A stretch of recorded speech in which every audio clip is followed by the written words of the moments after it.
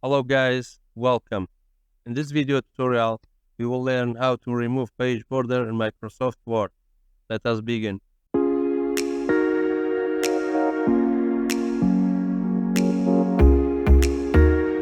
In first step, go to Home. In the paragraph section, click on this little arrow.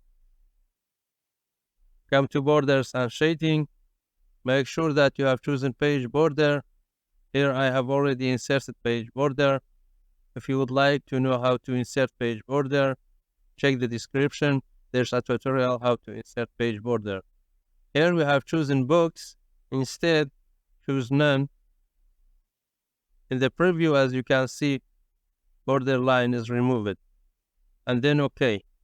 Page border is removed. Thanks for watching. I hope you found this video to be helpful. For more daily tips and tricks, subscribe us and don't forget to like the video.